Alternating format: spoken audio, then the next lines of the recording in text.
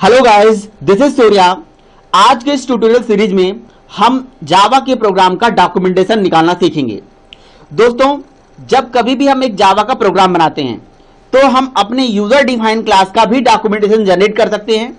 और जावा एक open source language है, इसलिए अपना सोर्स कोड हमें दिया है, उस सोर्स कोड का भी हम डॉक्यूमेंटेशन निकाल सकते हैं। कोई भी प्रोग्रामिंग लैंग्वेज अगर ओपन सोर्स होती है तो अपना वो source code free of cost हमें देती है और उस सोर्स कोड को हम रीड कर सकते हैं। लेकिन जावा ने जो हमें सोर्स कोड दिया है वो बेसिकली सी के अंदर, आप प्रोग्राम फाइल में जाएंगे तो यहां पे जावा फोल्डर के अंदर जेडीके, और जेडीके के अंदर आपको एक src.zip नाम का फाइल मिलेगा। ये जो src.zip है, यहां पे जावा का सारा सोर्स कोड तो पड़ा हुआ है, लेकिन वो सोर्स कोड बहुत इजीली आप रीड नहीं कर सकते हो। तो इन सोर्स कोड का डॉक्यूमेंटेशन निकालना आज हम सीखेंगे और साथ ही साथ अपनी यूजर डिफाइंड क्लास का भी डॉक्यूमेंटेशन निकालना हम सीखेंगे। क्योंकि जब कभी हम डेवलपमेंट में प्रोजेक्ट बनाते हैं तो हर प्रोजेक्ट के साथ बेसिकली हमें डॉक्यूमेंटेशन भी जनरेट करना पड़ता है। इसके लिए बेसिकली सोर्स कोड के अंदर डॉक्यूमेंटेशन कमेंट यूज करना पड़ेगा और एक टूल का यूज करना पड़ेगा, that is Javadoc tool. फिलहाल हम src.zip को यहां पे राइट क्लिक करके एक्सट्रैक्ट करेंगे। अगर हम राइट क्लिक करके इसे एक्सट्रैक्ट करते हैं तो कुछ सिस्टम में ये प्रॉब्लम करता है ड्यू टू द परमिशन, क्योंकि वहां एडमिनिस्ट्रेटर की परमिशन नहीं होती है। तो आप इसको कॉपी करके किसी एक दूसरे फोल्डर में, किसी भी नाम से फोल्डर में, मैंने जावा डॉक नाम का फोल्डर ले लिया, यहां पेस्ट करके और उसके बाद आप इसे राइट क्लिक करके एक्सट्रैक्ट कर सकते हैं। एक्सट्रैक्ट करने के लिए आप विंडोज की बनी बनाई यूटिलिटी जो जिप होती है उससे भी एक्सट्रैक्ट हो जाती है, और या विनरार सॉफ्टवेयर से भी आप एक्सट्रैक्ट कर सकते हो। इन द मीनवाइल जब ये एक्सट्रैक्ट हो रहा है तब तक हम अपनी यूजर डिफाइंड क्लास का डॉक्यूमेंटेशन निकालना सीख लेते हैं। इसके लिए मैं एक यूजर डिफाइंड क्लास बनाऊंगा। लेट्स से मैंने क्लास का नाम ले लिया डेमो, और उसके बाद इसके अंदर हमने मेन मेथड बना दिया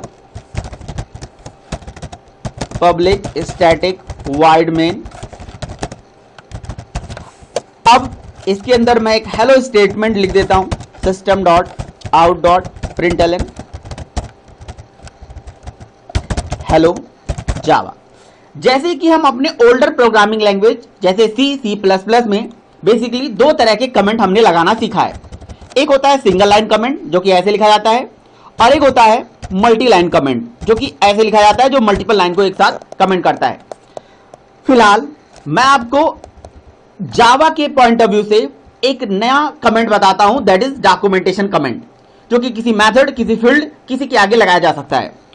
डॉक्यूमेंटेशन कमेंट लगाने के लिए स्लैश स्टार, एक स्टार नहीं, यहां पे आप मिनिमम 2 स्टार लगाना जरूरी है, और मैक्सिमम कितने भी लगा सकते हैं। उसके बाद आप इसे सिंगल से बंद कर दीजिए।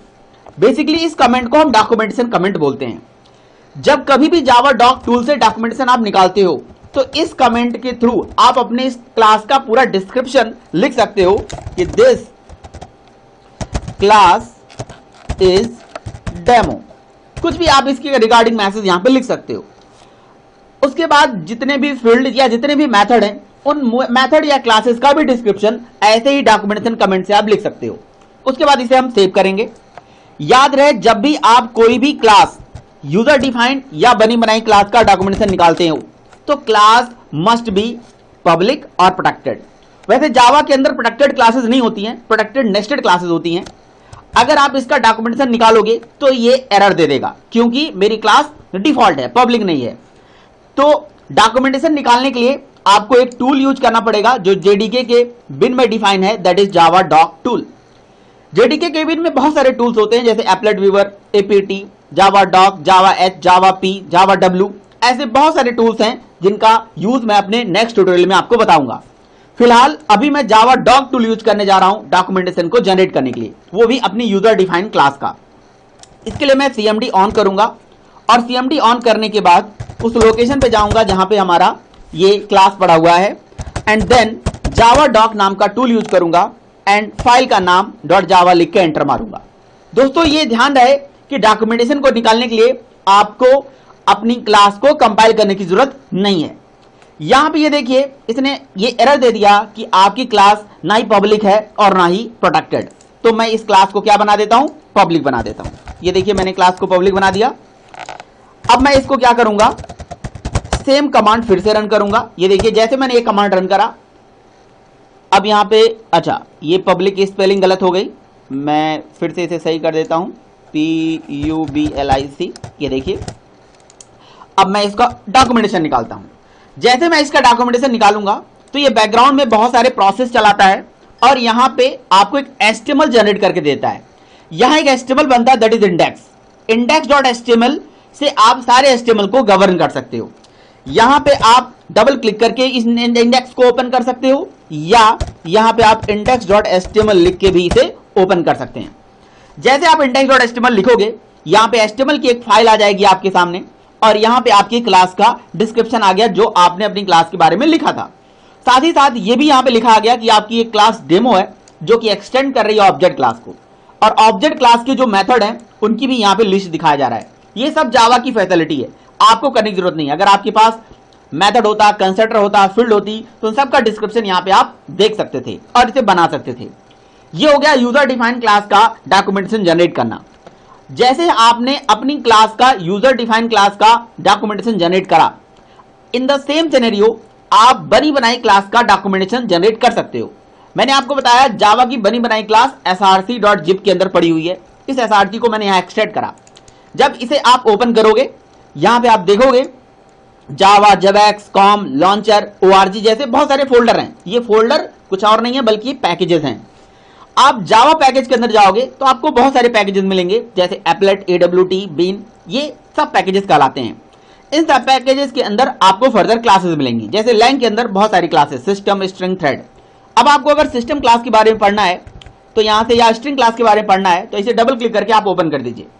देखिए ये जो स्ट्रिंग क्लास आपने ओपन करी है ये थोड़ा सा आपके लिए रीडेबल नहीं होता है, बहुत अच्छे से रीड नहीं कर सकते हो आप। इसे राइट क्लिक करके ओपन विद, यहां से वर्ड पैड कर लीजिए। जैसे आप वर्ड पैड ओपन करोगे, वर्ड पैड में थोड़ा फॉर्मेटेड मैनर में दिख जाएगा और यहां से अपनी क्लास के बारे में आप देख सकते हो।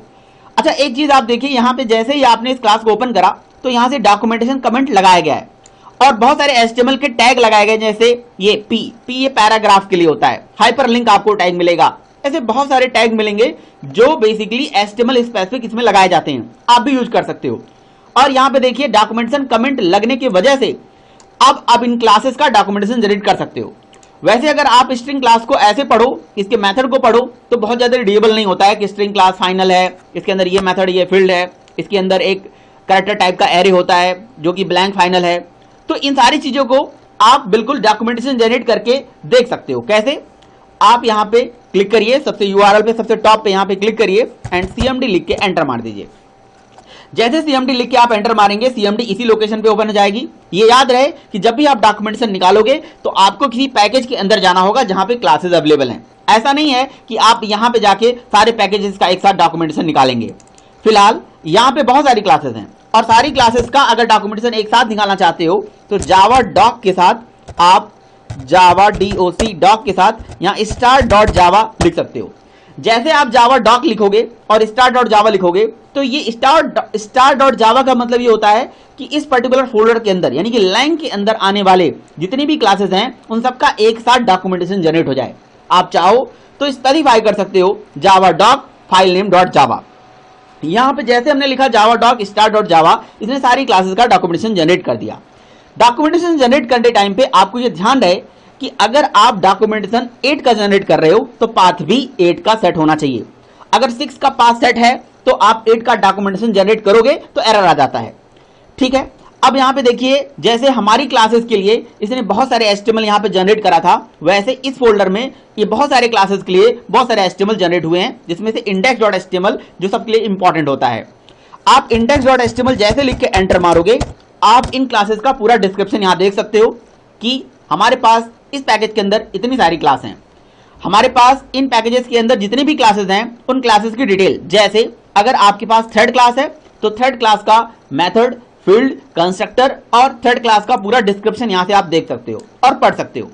अगर आपको मेथड की डिटेल या मेथड के बारे में डिटेल यहां से पढ़ना है तो एक एक करके मेथड, जैसे करंट थ्रेड है ना, जैसे इल्ड, जैसे स्लिप, इन सारे मेथड का पूरा डिस्क्रिप्शन देख सकते हो। Guys, a big thank you for watching my videos.